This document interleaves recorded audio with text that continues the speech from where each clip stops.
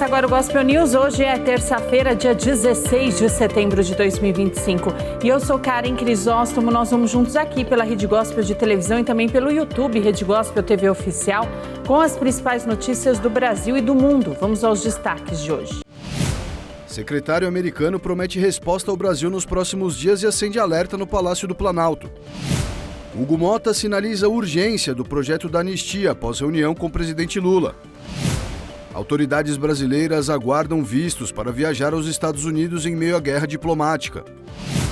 Exército israelense avança por terra na cidade de Gaza. Polícia investiga a morte de ex-delegado e já identifica 2 suspeitos. E veja também os 50 anos de um clássico do cinema mundial. Essas e outras notícias do Brasil e do mundo você vê no Gospel News. Boa noite. O secretário de Estado dos Estados Unidos, Marco Rubio, disse que os Estados Unidos vão anunciar nos próximos dias novas medidas em resposta à condenação do ex-presidente Jair Bolsonaro. Na semana passada, o STF condenou Jair Bolsonaro e outros 7 réus por tentativa de golpe de Estado. Na semana passada, o secretário americano já havia prometido resposta de forma adequada ao que chamou de caça às bruxas contra Jair Bolsonaro. Além disso, o presidente Donald Trump classificou como terrível a condenação e disse estar muito insatisfeito com o julgamento. No início dessa semana, ao responder uma pergunta sobre a condenação do ex-presidente Jair Bolsonaro, Rubio voltou a criticar a ação do judiciário brasileiro. Ele afirmou que as medidas retaliatórias podem acontecer nos próximos dias. O secretário de Estado americano concluiu dizendo que o julgamento do ex-presidente Bolsonaro é apenas mais um capítulo de uma crescente campanha de opressão judicial que tentou atingir empresas americanas e até mesmo pessoas que operam a partir dos Estados Unidos. O ministro Alexandre de Moraes deu prazo de 24 horas para que a Polícia Penal do Distrito Federal explique a escolta do ex-presidente Jair Bolsonaro durante o procedimento no Hospital Def-Star. O ministro indicou no pedido que o retorno do ex-presidente não foi imediato. No relatório divulgado, o ministro Alexandre de Moraes pediu mais detalhes sobre o carro que transportou Jair Bolsonaro na ida e na volta, o nome dos agentes de polícia que o acompanharam no quarto, além do motivo de não ter sido realizado o transporte imediato logo após a liberação médica. Imagens que circulam nas redes sociais mostram Jair Bolsonaro em pé ao lado do carro da Polícia Penal por vários minutos. O presidente estava acompanhado dos filhos Jair Renan e Carlos e exibia um curativo pouco abaixo do pescoço. Segundo o boletim médico, lesões de pele foram retiradas cirurgicamente do corpo do ex-presidente. O boletim afirma que o procedimento transcorreu sem intercorrências.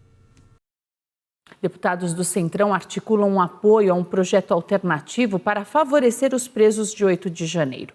Esse texto se basearia na redução proporcional das penas dos condenados.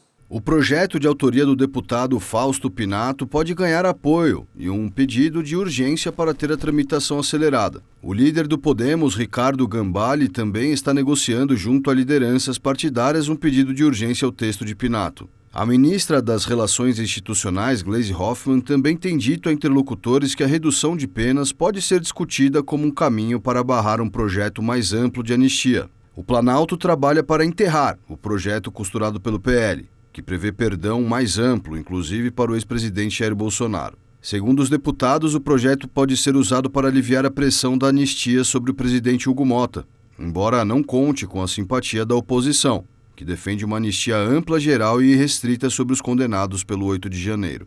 Líderes do Republicanos, União Brasil e PP demonstram apoio a um pedido de urgência para a tramitação do texto. Hugo Motta, por exemplo, chegou a sinalizar a líderes partidários que o pedido precisaria ser enfrentado em algum momento, dada sua ampla aceitação pela maioria da casa. E o presidente da Câmara dos Deputados, Hugo Motta, sinalizou hoje que vai pautar a urgência do projeto de lei que dá anistia aos condenados pelos ataques de 8 de janeiro. A informação foi passada para líderes partidários na abertura de uma reunião em Brasília. De acordo com os líderes que participaram do encontro, os deputados devem apreciar a urgência do projeto amanhã. O presidente da casa também sinalizou que vai fazer novas reuniões para discutir os termos do projeto de anistia e da votação da urgência.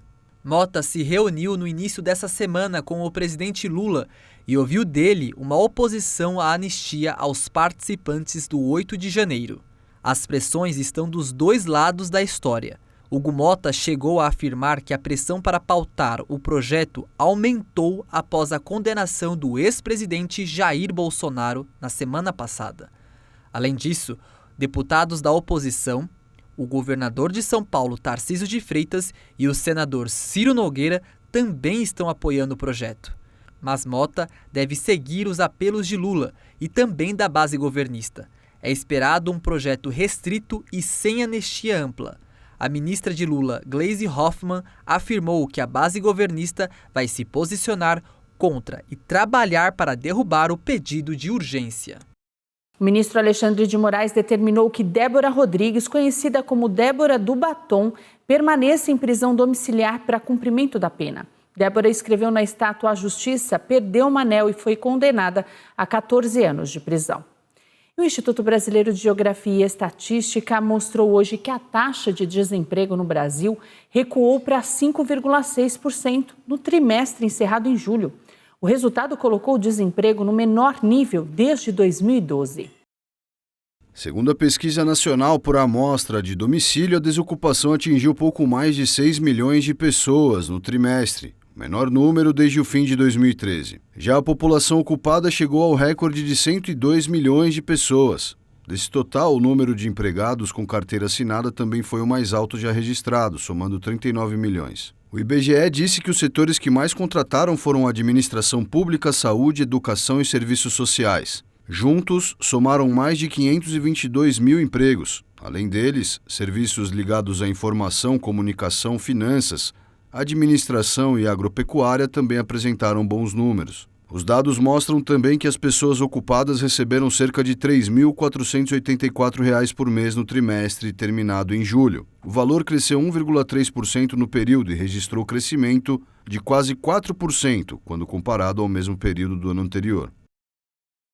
O Itamaraty disse que as autoridades americanas ainda não concederam os vistos para parte da delegação brasileira participar da Assembleia Geral da ONU, que acontece na semana que vem em Nova York. A Assembleia Geral das Nações Unidas ocorre entre 22 e 26 de setembro e o presidente Luiz Inácio Lula da Silva discursa na abertura do encontro no dia 23 de setembro. O visto do presidente estaria garantido, mas outros membros da delegação, que nunca foram aos Estados Unidos, ainda aguardam autorização para ingressar no território americano. De acordo com o Ministério das Relações Exteriores, o governo brasileiro tem indicação de Washington que os vistos ainda não concedidos estão em vias de processamento. O Itamaraty argumenta que uma eventual negativa para conceder os vistos seria uma violação legal dos Estados Unidos, mas disse contar que a situação seja resolvida a tempo. As relações entre Brasília e Washington ficaram tensas pelo processo legal contra o ex-presidente Jair Bolsonaro, aliado do presidente americano Donald Trump. O líder de extrema-direita foi condenado na semana passada a 27 anos de prisão por chefiar uma trama golpista, entre outros crimes. O chefe da diplomacia americana, Marco Rubio, disse que Washington adotará novas medidas contra o Brasil, sem entrar em detalhes. Trump impôs tarifas aduaneiras de 50%, entre as mais altas do mundo, para boa parte da cesta de produtos importados do Brasil, por considerar o julgamento de Bolsonaro uma caça às bruxas.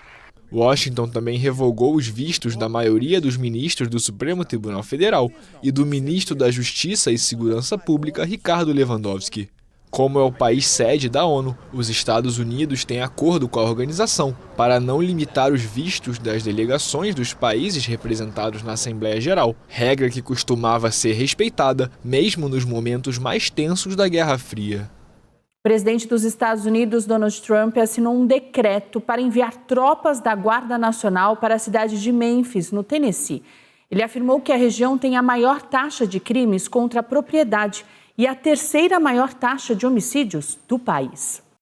O presidente dos Estados Unidos, Donald Trump, anunciou nesta segunda-feira a assinatura de um decreto para o envio de tropas da Guarda Nacional a Memphis. De acordo com o republicano, a força-tarefa será uma réplica daquela destinada à capital Washington em agosto e parte de sua luta contra o crime em grandes cidades do país, governadas pela oposição democrata. Hoje, a pedido do governador Bill Lee do Tennessee, que está conosco, como vocês sabem, estou assinando um memorando presidencial para estabelecer a força-tarefa Memphis Segura, e isso é muito importante por causa do crime que está acontecendo. Não apenas em Memphis, mas em muitas cidades. E vamos cuidar de todas elas, passo a passo, assim como fizemos em D.C. Atualmente, praticamente não há crime em D.C. Memphis, uma cidade de maioria negra no estado do Tennessee, sul do país, tem um prefeito democrata, enquanto o governador estadual é republicano. Trump informou que a operação vai incluir a Guarda Nacional, bem como a FBI, a Agência Antidrogas DEA, o Serviço de Imigração e Controle de Alfândega ICE e outras agências federais. O republicano sinalizou que a próxima cidade para onde as tropas federais serão enviadas, provavelmente, será Chicago. E em meio à escalada de tensão no Caribe, os Estados Unidos realizaram um novo ataque contra uma embarcação venezuelana. Donald Trump confirmou que 3 pessoas morreram. Novo ataque dos Estados Unidos contra uma lancha no Caribe. O presidente Donald Trump anunciou que a ação foi direcionada contra cartéis de narcotráfico e narcoterroristas extraordinariamente violentos. O republicano afirmou que o ataque matou 3 pessoas que estavam a bordo, classificadas por ele como narcoterroristas da Venezuela. As forças navais e aéreas americanas destacadas no Caribe já haviam abatido outra embarcação há quase 2 semanas, deixando 11 mortos, também descritos pelo presidente como narcoterroristas. Trump garantiu que nenhuma força americana foi atingida nessa nova operação e advertiu os narcotraficantes de que, se insistirem em transportar drogas, serão caçados.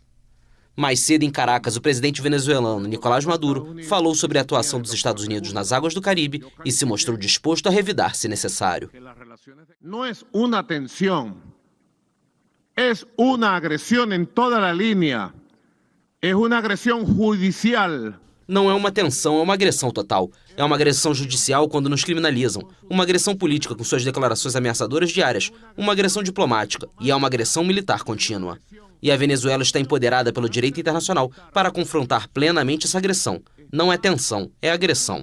Por as leis internacionais para hacerle frente integralmente a esta agressão. Não é uma tensão, é uma agressão. Nas últimas semanas, os Estados Unidos posicionaram 8 navios em águas do Caribe Sul em uma operação antidrogas. Washington acusa Maduro de supostos vínculos com o narcotráfico e oferece uma recompensa de $50 milhões, mais de 270 milhões de reais pela captura do líder venezuelano. O chavista disse que a mobilização militar acabou com os canais de comunicação com os Estados Unidos e disparou contra o secretário de Estado americano Marco Rubio, a quem chamou de o senhor da morte, da guerra e do ódio. A polícia israelense informou que agentes da fronteira mataram a tiros um palestino que tentava entrar em Jerusalém escalando a barreira que separa a cidade da Cisjordânia ocupada. A polícia israelense confirmou que agentes da fronteira mataram a tiros um palestino perto da aldeia de Al-Ham, ao norte de Jerusalém. O rapaz, de 25 anos, foi atingido quando tentava entrar em Jerusalém escalando a barreira que separa a cidade da Cisjordânia ocupada. O Ministério da Saúde palestino, com sede em Ramallah, identificou o homem como Sanad Nayed Mohamed Antuli. O corpo de Antuli foi transferido para o Complexo Médico Palestino de Ramallah, antes de ser levado para sua cidade natal, Silat al-Dar. Muitos palestinos tentaram cruzar ilegalmente a barreira de separação nos últimos meses para procurar trabalho em Israel. As travessias aumentaram depois que as autoridades revogaram milhões de permissões de trabalho após o início da guerra contra o Hamas na faixa de Gaza. Muitos morreram fugindo das forças israelenses. Israel começou a construir a barreira durante a segunda intifada palestina em 2002. Naquela época, alegou que era necessária para manter a segurança diante dos atentados suicidas palestinos em Jerusalém e outras cidades israelenses. O Estado de Israel anunciou hoje o início de uma nova operação terrestre na cidade de Gaza. O primeiro-ministro Benjamin Netanyahu considera a região o último reduto dos terroristas do Hamas. O exército de Israel iniciou nesta terça-feira uma grande ofensiva terrestre na cidade de Gaza, depois que o secretário de Estado americano, Marco Rubio, que visita a região, expressou apoio ao objetivo de erradicar o Hamas. Um comandante militar disse que há entre 2.000 e 3.000 terroristas do Hamas na cidade de Gaza e confirmou que o exército israelense está avançando para o centro da localidade, onde ainda vivem centenas de milhares de pessoas. Além disso, bombardeios atingiram o bairro Al-Tufar, ao nordeste da cidade, onde restaram apenas os escombros de um edifício residencial. Aviões atingiram esta casa que pertence à família do meu tio. Havia cerca de 50 pessoas lá dentro, incluindo mulheres e crianças. Não sei por que bombardearam. Tiramos as crianças de lá em pedaços. O porta-voz da Defesa Civil de Gaza, Mahmoud Bassal, confirmou que pelo menos 36 pessoas morreram nesta terça-feira no território, principalmente na cidade de Gaza, mas alertou que o número continua aumentando. À noite, bombardearam um bairro inteiro. Todas as vítimas são crianças, idosos e mulheres. Estão todos sob os escombros. Recuperamos cerca de 10 corpos e o restante ainda está soterrado.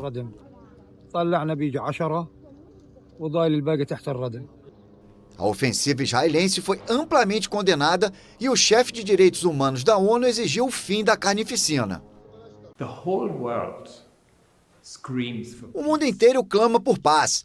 Palestinos e israelenses clamam por paz. Todos querem o fim disso.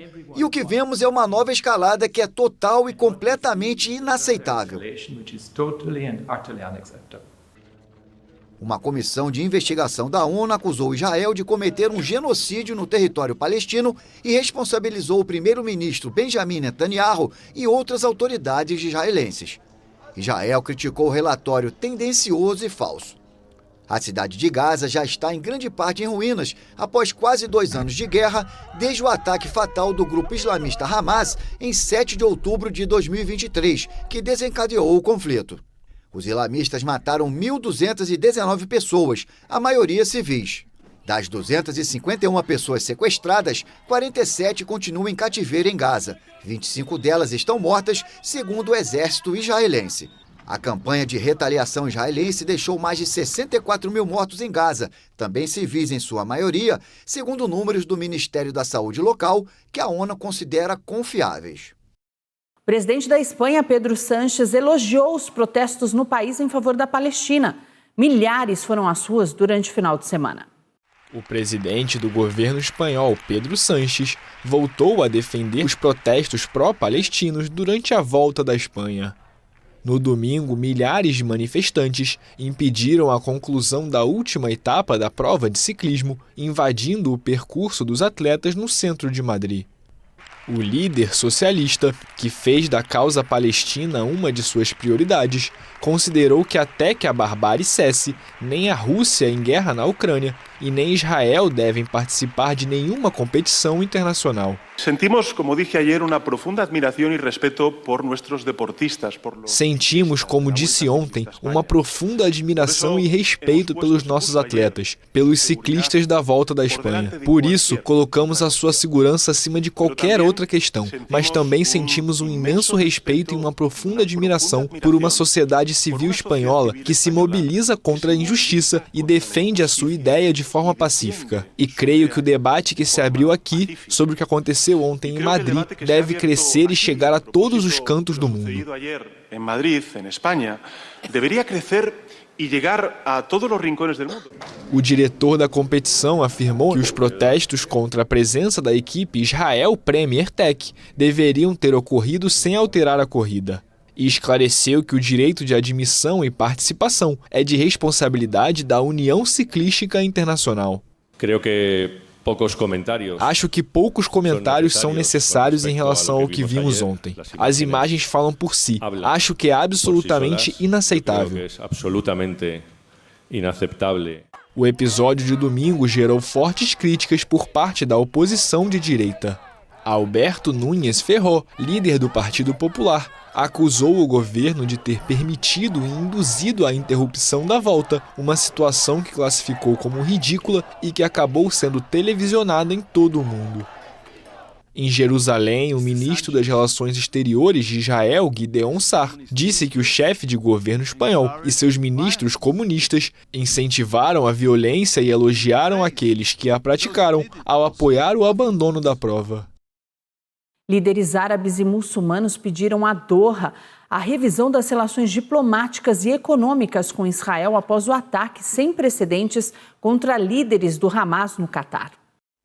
Líderes de países árabes e muçulmanos se reuniram para uma cúpula de emergência em Doha. Em um rascunho ao qual a AFP teve acesso, os participantes do encontro pediram a revisão das relações diplomáticas e econômicas com Israel após seu ataque sem precedentes contra líderes do Hamas no Catar. O texto também sugere que sejam tomadas todas as medidas legais e eficazes possíveis para impedir que Israel continue suas ações contra o povo palestino. No encontro, o emir do país árabe, o Sheikh Tamim bin Hamad Al Thani, acusou Israel de tentar boicotar os diálogos para uma trégua em Gaza. Quem trabalha para assassinar a parte com quem está negociando tem a intenção de frustrar as negociações.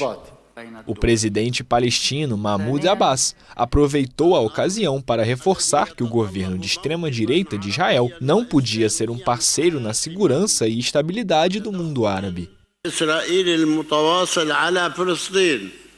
Sob a agressão de Israel à Palestina e dos repetidos ataques a países árabes e islâmicos, mais recentemente ao Catar, o governo de extrema-direita de Israel não pode ser um parceiro na segurança e estabilidade da nossa região. Abbas defendeu ainda que o momento requer uma postura árabe e islâmica decisiva. Para ele, é necessário a intervenção dos Estados Unidos e do Conselho de Segurança da ONU para impedir as práticas desonestas de Israel.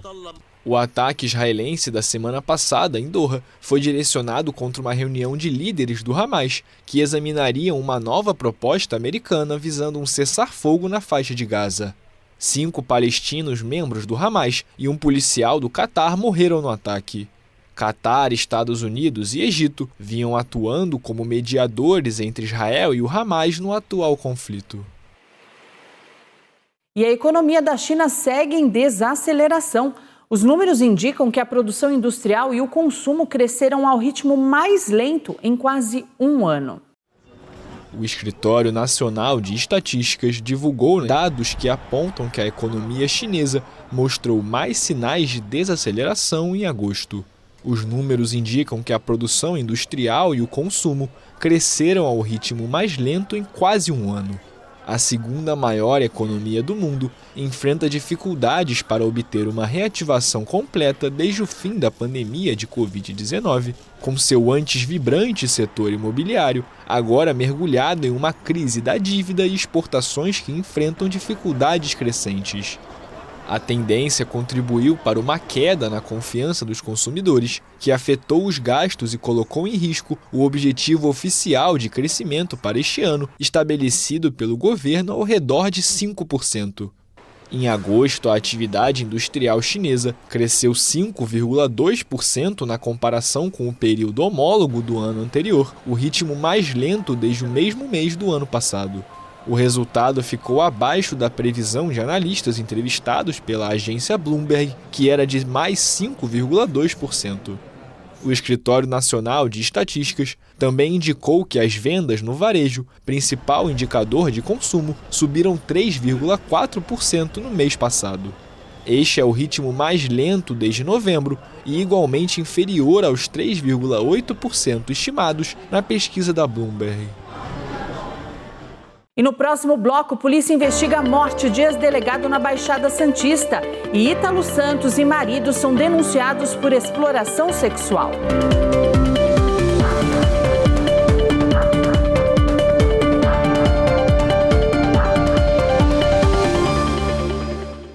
O diretor-geral da 99 Food no Brasil, Simeng Wang, anunciou um investimento de 2 bilhões de reais no país até junho de 2026.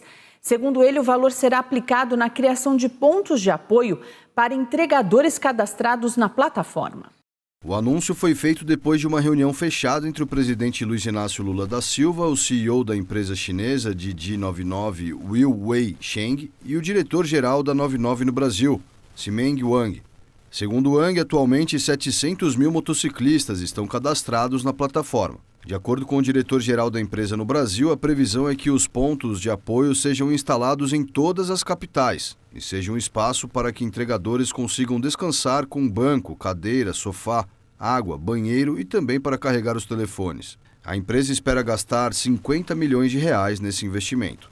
O executivo também citou uma parceria com uma fábrica de moto elétrica. Ele disse que o objetivo é fabricar os veículos localmente para que os entregadores consigam fazer uma compra mais acessível e tenham economia de combustível. Wang também citou uma parceria anunciada no último sábado com o Ministério da Saúde.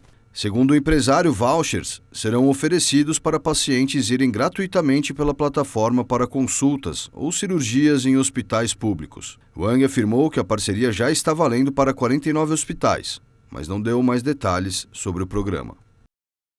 Os quadros apreendidos pela Polícia Federal durante uma operação foram produzidos pelos artistas Gi Cavalcante e Tomi Otaki. As apreensões aconteceram na última sexta-feira em imóveis ligados aos investigados. O grupo é acusado de movimentar mais de 6 bilhões de reais em descontos ilegais nas aposentadorias. E o ex-delegado-geral da Polícia Civil de São Paulo, Rui Ferraz Fontes, de 63 anos, foi assassinado na Praia Grande, no litoral de São Paulo. Ele atuava contra a facção criminosa Primeiro Comando da capital e era considerado como um dos principais inimigos da facção. Imagens de câmeras de monitoramento mostram o momento em que Rui Ferraz foi perseguido e morto por criminosos na Praia Grande. Ele teve papel central no combate ao crime organizado e foi pioneiro nas investigações sobre o PCC, grupo criminoso conhecido como Primeiro Comando da capital. Nas imagens é possível ver o carro de Rui sendo perseguido por outro veículo na via. O automóvel da vítima bateu em um ônibus e capotou. Em seguida, 3 homens armados desceram do segundo carro. Eles foram em direção ao veículo do ex-delegado e o executaram com tiros de fuzis. A Prefeitura de Praia Grande informou que um homem e uma mulher que caminhavam pelo local também foram atingidos. O casal foi atendido pelo Serviço de Atendimento Móvel de Urgência e encaminhado para a Unidade de Pronto Atendimento Quietude. Os 2 não correm risco de morte. O delegado-geral de São Paulo afirmou que os criminosos atiraram mais de 20 vezes durante o atentado. Horas depois, o carro suspeito de ter sido usado na ação foi encontrado incendiado a aproximadamente 2 quilômetros do local do crime. O governador de São Paulo, Tarcísio de Freitas, determinou que a Polícia Civil se mobilize por completo para chegar aos assassinos de Rui Ferraz. O governador disse que esta é a prioridade máxima da Polícia do Estado a partir de agora. Ele afirmou que o Estado precisa dar uma resposta para a família do delegado e depois para a sociedade. O influenciador Ítalo Santos e o marido dele, Israel Vicente, foram denunciados pelo Ministério Público da Paraíba pelos crimes de tráfico de pessoas, produção de material pornográfico e exploração sexual de vulneráveis. De acordo com o Grupo de Combate ao Crime Organizado, que é responsável pelas investigações, a apuração revelou um modus operandi estruturado e premeditado, voltado à exploração sexual de crianças e adolescentes, caracterizado pela utilização de artifícios de fraude, promessas de fama e vantagens materiais para atrair vítimas em situação de vulnerabilidade. O Ministério Público apontou que procedimentos estéticos e tatuagens de caráter sexualizado eram realizados, além de ambos fazerem rígido controle sobre as rotinas e meios de comunicação dos adolescentes.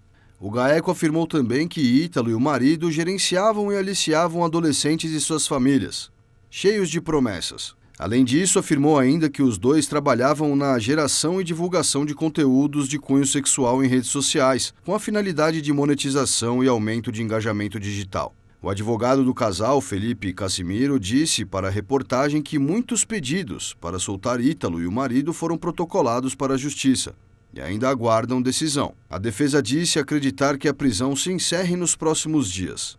Ele já afirmou que o casal é inocente. E a seguir, Espanha vive verão mais quente da história e ainda o Campeonato Mundial de Bondes.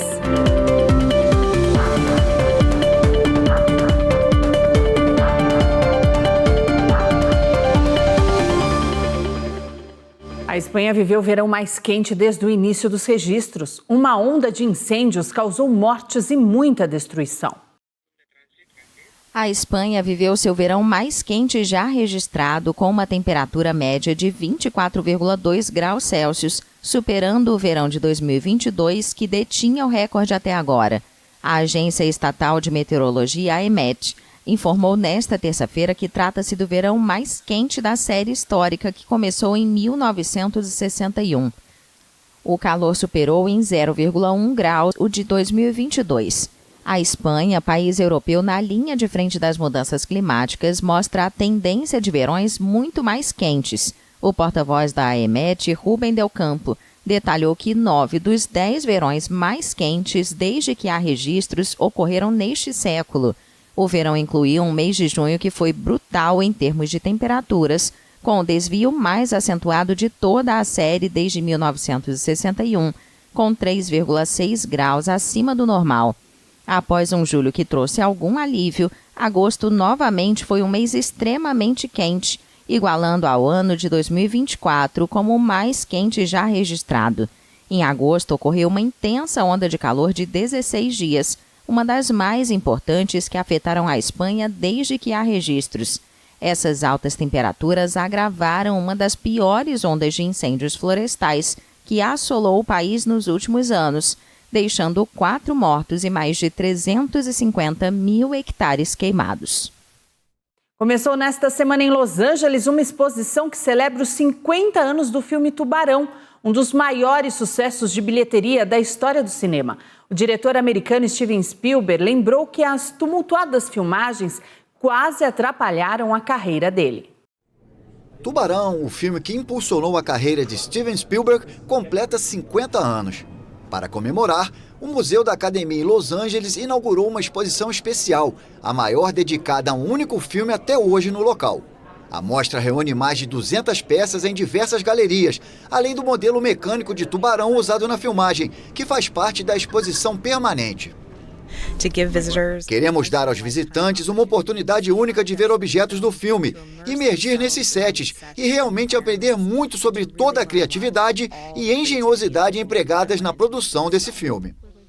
A exposição inclui notas de produção, fotos, figurinos e itens originais do set de filmagem, de colecionadores e do arquivo pessoal de Spielberg. When we shot the opening scene of Chrissy Watkins being taken by the shark, quando filmamos a cena de abertura em que Chrissy Watkins é atacada pelo tubarão, tínhamos uma boia flutuando. Como alguém sabia que deveria levar a boia para casa, ficar com ela por 50 anos e depois emprestá-la à academia? Eu não sabia. Na metade da produção de Tubarão, pensei que minha carreira estava basicamente acabada, porque todo mundo me dizia: você nunca mais será contratado. Esse filme está muito acima do orçamento e do cronograma. O que eles montaram aqui é simplesmente incrível. Cada sala mostra os detalhes de como esse filme foi criado e prova que a indústria cinematográfica é uma verdadeira forma de arte colaborativa. Não há espaços para autores independentes. Esta é uma forma de arte que só sobrevive com as melhores pessoas nas posições certas. This is an art form that only survives based on getting the best people in all the right positions. A exposição vai ficar em exibição até julho de 2026. Morreu hoje o ator americano Robert Redford, aos 89 anos.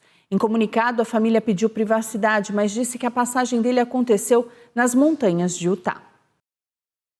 Robert Redford, ícone do cinema americano das últimas 6 décadas, morreu nesta terça-feira em Utah, aos 89 anos. A informação é do jornal The New York Times.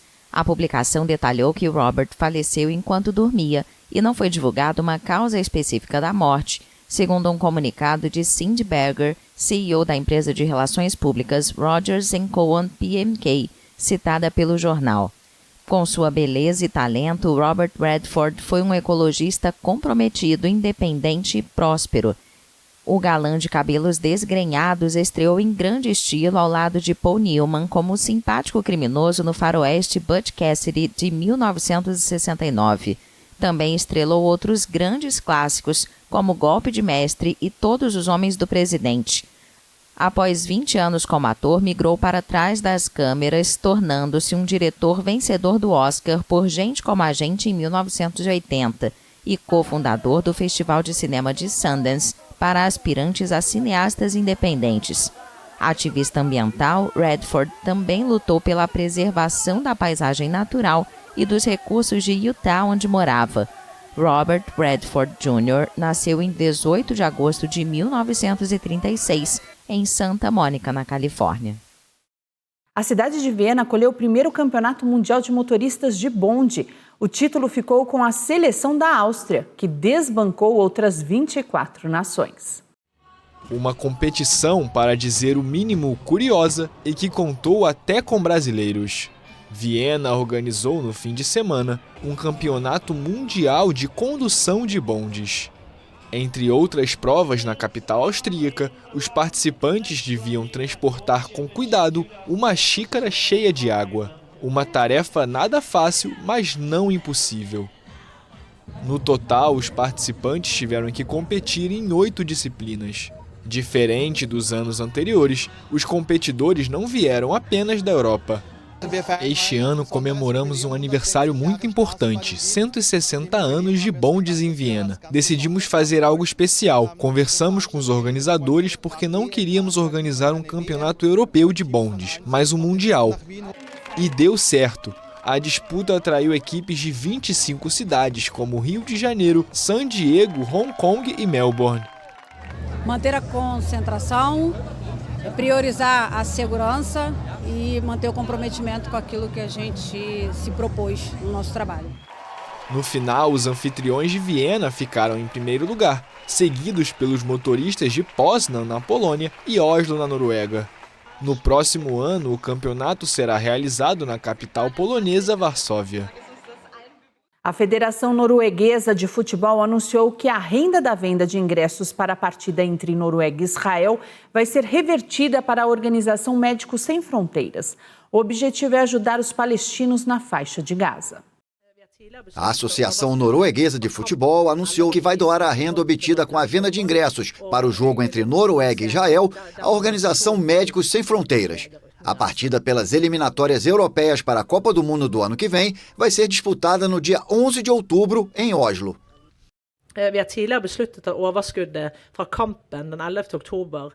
Todos sabem que temos a chance de nos classificar para um campeonato internacional pela primeira vez em 26 anos, mas a partida vai ser disputada em um cenário de grave sofrimento humanitário e não podemos ficar indiferentes a isso. Acreditamos que é inteiramente justificado doar a venda de ingressos para o Médicos Sem Fronteiras, que estão fornecendo ajuda emergencial concreta em Gaza.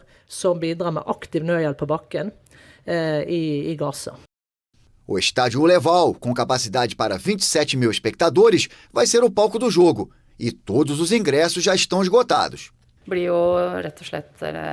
Estamos simplesmente comovidos por haver pessoas que queiram contribuir com uma quantia única tão substancial para ajudar nossos colegas, que atualmente se encontram na situação de emergência mais brutal e desesperadora dentro de Gaza.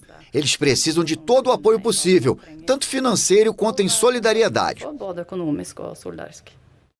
A Noruega lidera o grupo I das eliminatórias europeias com 5 vitórias em 5 jogos, à frente de Itália e Israel. O Gospel News desta terça-feira fica por aqui. Eu desejo a todos vocês uma ótima noite. Amanhã, a partir das 7, nós estamos de volta com as principais notícias do Brasil e do mundo.